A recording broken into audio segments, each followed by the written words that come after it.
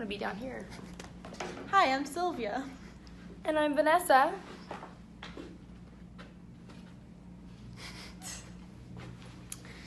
And I'm Josh. And we're going to be talking about Narcolepsy. That's what Alright guys, so if you know somebody who has narcolepsy, here's some things to keep in mind. Try to make a flexible plan in case they have to cancel or reschedule if they're not feeling good. Be an active listener. Don't make things about yourself. You know, they're already going through a lot, so just try to focus most of your attention on whatever their needs are, whatever they're feeling. Offer to help with things like if you see that they're falling asleep, offer to help them out to complete the task. Like you've seen in our video, I was struggling to finish filling out my paperwork, so Sylvia helped finish it for me. So being supportive like that really helps them out, makes them feel better. Let them know that it's okay if they need to take a nap or need to take a break, because exactly, they can be really, really exhausted out of nowhere. So just be as supportive as you can when it comes to letting them take the nap if they need to take a nap or take a quick little break. Offer to give them a ride somewhere because they're not supposed to drive past 30 minutes. So they, for the most part, pretty much can't drive unless it's within a small distance. So definitely offer to give them a ride if they need to go somewhere. You'd rather have them not driving just because it's really hard to control when they're going to fall asleep and when they're not.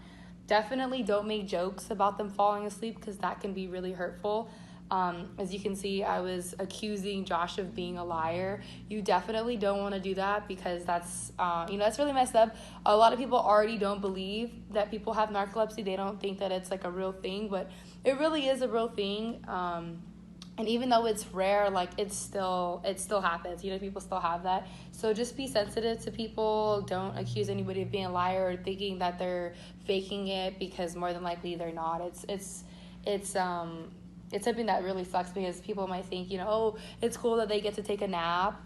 And it's not like it's a nap. It's more like a sleep paralysis where you feel like you can't move, you're stuck, and you don't want to feel trapped. You want to be able to feel like you can wake up. And when they go down into the sleep, they're in paralysis, their body, they can't move or anything. And that sucks. You want to be able to wake up out of a bad dream, and they're not able to do that on top of the hallucinations.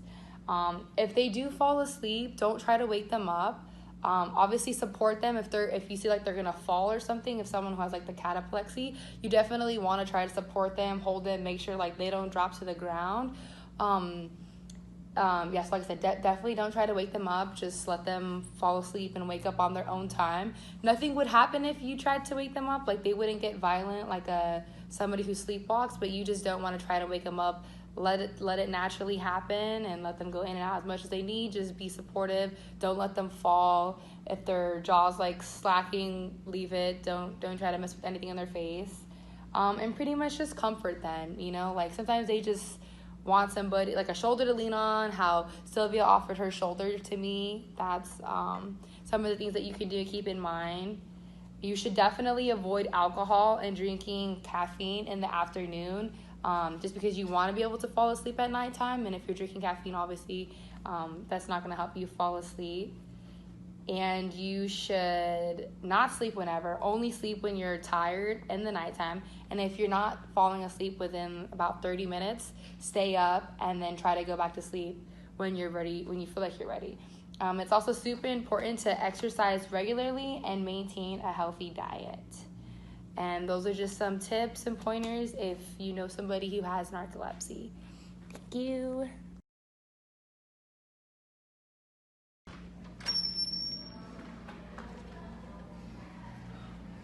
Hi, I'm Dr. Ryan. Hi, Sylvia. This is my sister, Vanessa. It's nice to meet you. So, what are you in for today?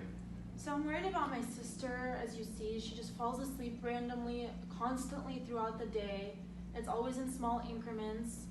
She just has muscle weakness. She can't hold herself up.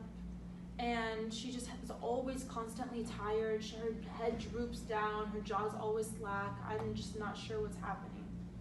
Okay. Does she experience any hallucinations? Oh, she's awake. I'm sorry, I'm really confused right now. It's okay. I just asked, do you experience any hallucinations? Yes, I do. Before I go into my sleep, and then when I wake up from my sleep, I do see things. I don't know if they're real. I don't even know what's going on right now, really. Okay, what about sleep paralysis? Do you know about her sleep paralysis? This is normal, I'm sorry, but I don't know. I think she told me that she cannot move constantly. Like she feels like she just, as much as she's telling her body to move, it's just impossible for her to do that. Okay, Vanessa, are you here? Yeah. How's your memory doing? My memory's really fuzzy right now.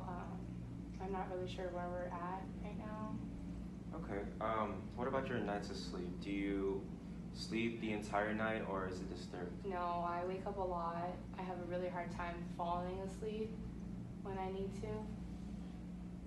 Okay, did she talk to you about nightmares or any kind of vivid nightmares? Not really. She just stays quiet to herself after it happens. She's just tired after it happens. Just not sure what it is. Okay, so based off the things that she told me, it sounds like she has narcolepsy. Narcolepsy is a chronic neurological sleep disorder that causes overwhelming daytime drowsiness and fragmented night sleep, which is obvious by disturbed night sleep. So with that, types of narcolepsy are without cataplexy, with cataplexy, and secondary narcolepsy, injury to the hypothalamus actually, my bad. So it usually affects people ages of 10 to 30.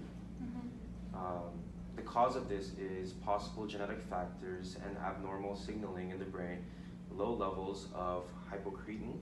Hypocretin is an important neurochemical in your brain that helps regulate wakefulness and REM sleep.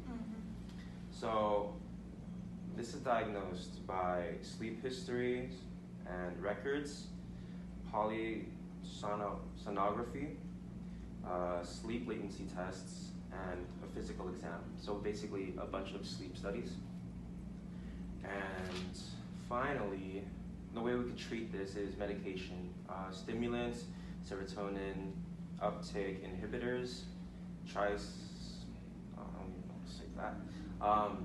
sodium oxidate therapy, and we can help her fix her lifestyle. So, Hey, let me help you. Do you need to take a nap? Yeah, I think You can I lean do. on me. Don't worry.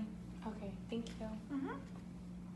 okay, so some things that you can do to help her with her condition is set a bedtime that will allow at least 7 hours of sleep.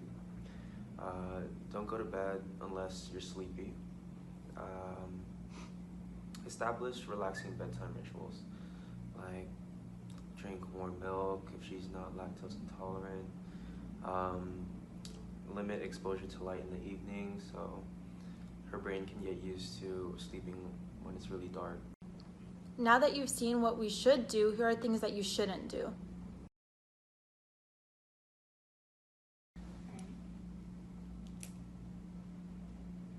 Are you almost done? Hurry up, the doctor's gonna be in here. Stop falling asleep, wake up. Wake up. You need some coffee or something? No, I'm fine. Hi, I'm Dr. Sylvia. Hi, I'm Vanessa. It's my brother Josh. Wake up, she's here, don't be rude.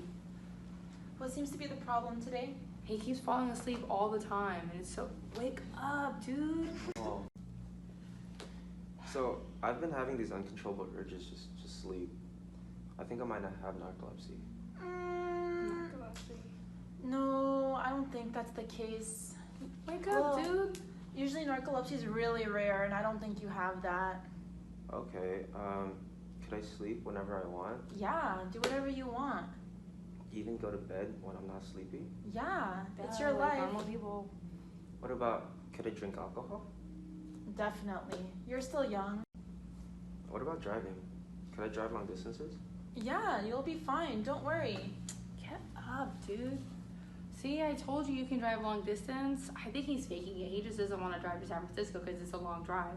You'll be fine. Just drink a honestly- lot of coffee. Yeah, just caffeine is fine. It'll wake you up. Just stay awake as much as possible. You'll be fine. Okay, thank you. Thank you.